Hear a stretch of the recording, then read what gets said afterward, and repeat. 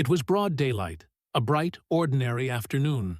Jaden and his wife Nala stood at the curb, smiling, holding hands, waiting for a ride that never came. When the taxi finally stopped, they thought nothing of it, until the driver rolled down his window. What came next wasn't just rejection, it was humiliation. His words cut deeper than silence ever could, turning a normal day into a moment they would never forget. But what that driver didn't know was that the couple he disrespected would soon own far more than his apology. They'd own everything he worked for. Jaden always believed in earning respect the honest way. At 32, he had built his reputation brick by brick. A small real estate firm, a few loyal clients, and a name that stood for integrity. His wife, Nala, was the heartbeat of his world, an artist whose paintings told stories of hope, struggle, and freedom. Together, they were the picture of love and quiet success. It was one of those golden afternoons where everything seemed to glow.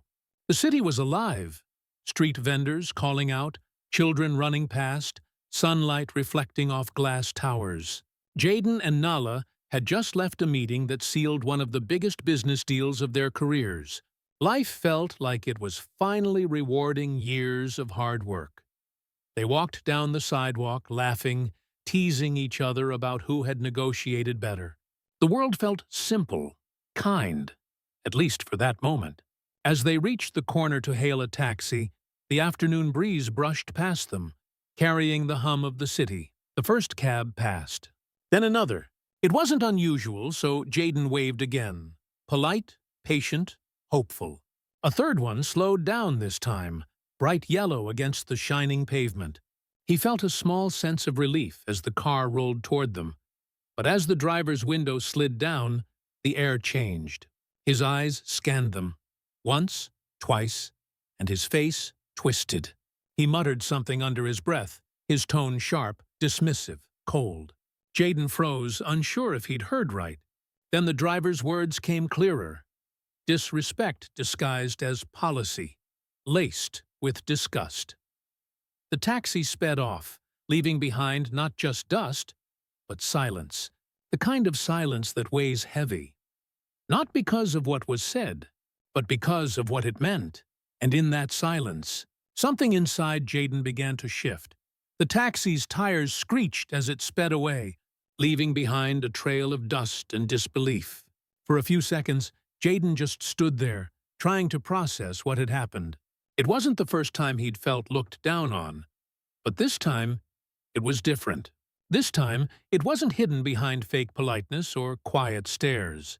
It was raw, public, humiliating. The driver's words replayed in his head. The sneer, the tone dripping with disdain. Not taking you people today. Just a sentence, but heavy enough to crush the bright mood of the afternoon. Nala's hand tightened around his arm. She didn't say a word, but her silence spoke volumes. It was a silence of pain. The kind every black person knows too well. The kind that says, "Here we go again."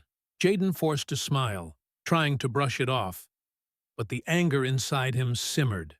A group of onlookers nearby had witnessed everything, some with pity, some with awkward glances, and others pretending not to see it all. That was the part that stung the most. The way people watched injustice like it was background noise. Nala whispered, "Let's just walk." And so they did. Down the busy street, their laughter replaced by a heavy quiet. Jaden's mind raced with questions. How could someone still think like that? After all these years? After everything we've fought for? But fate wasn't done testing them yet. As they reached another corner, a second cab slowed down. For a split second, hope flickered again. The driver rolled down the window, only to smirk and say, "You can wait for another one. This area's not for you." Then he sped away, his laughter echoing in the air. That was the breaking point. Jaden's patience, that calm, measured part of him that always tried to stay composed, cracked.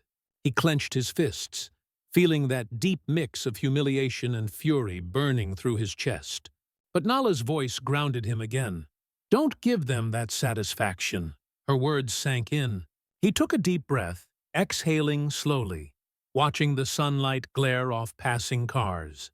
They see our skin, he thought, but not our worth. Later that night, when they returned home, Jaden couldn't shake the feeling.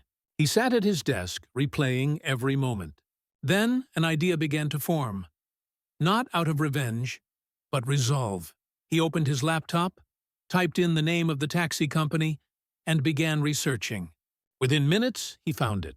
The name of the owner, the franchise details, and a surprising truth. Most of the fleet was up for sale. It wasn't anger that fueled him anymore. It was purpose. What started as humiliation was now turning into opportunity. And as Nala walked in, she saw that look in his eyes, the one that meant he was done being silent. He turned to her and said quietly, "They thought we didn't belong in their cars. Let's see how they feel when we own them." Weeks passed, but the memory of that day stayed fresh in Jaden's mind, like a wound that refused to heal. Every time he saw a yellow taxi glide by, he felt that sting all over again. But instead of letting it break him, he let it build him.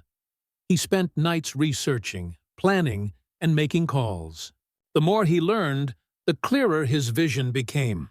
The taxi company that had disrespected them was struggling financially.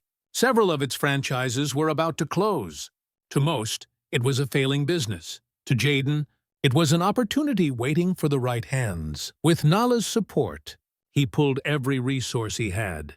His savings, his investments, even a small business loan. It wasn't easy, and there were nights when doubt crept in. But every time he thought about quitting, he remembered the driver's face, that look of superiority, that cold smirk. It wasn't just about revenge anymore. It was about reclaiming dignity. Months later, the deal went through. Jaden and Nala became the new owners of the company's largest branch, the same one that once refused them. It felt surreal. The office walls still carried the logo that had once symbolized rejection. Now it was theirs. But fate had one more scene left to write. A few weeks after the acquisition, Jaden visited one of the company's main garages.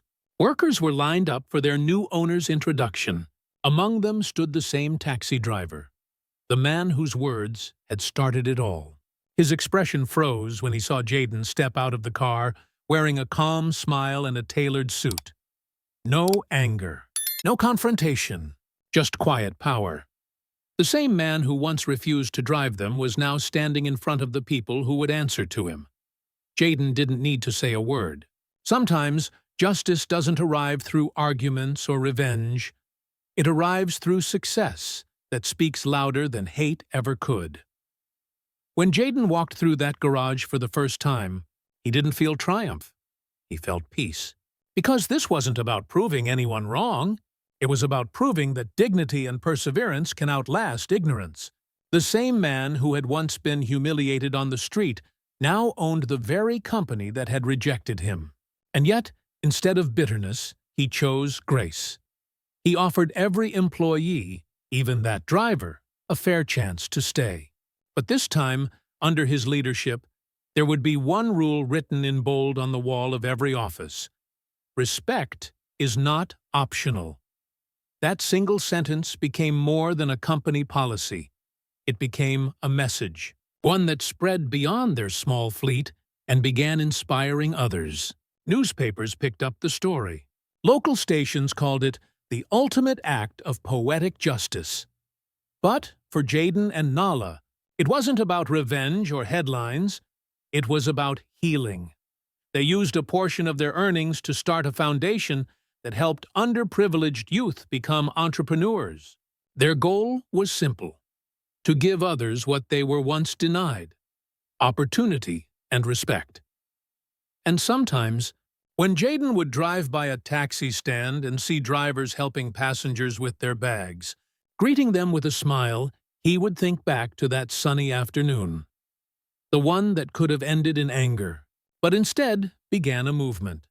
Because change doesn't always start in a courtroom or on a stage. Sometimes it begins on an ordinary street, in an ordinary moment, when someone decides that hate won't have the last word. The world still has too many stories like Jaden's and Nala's. But maybe, just maybe, theirs reminds us of this truth. You can deny someone a seat, but you can't deny their worth. Don't miss more powerful real-life stories. Hit subscribe now.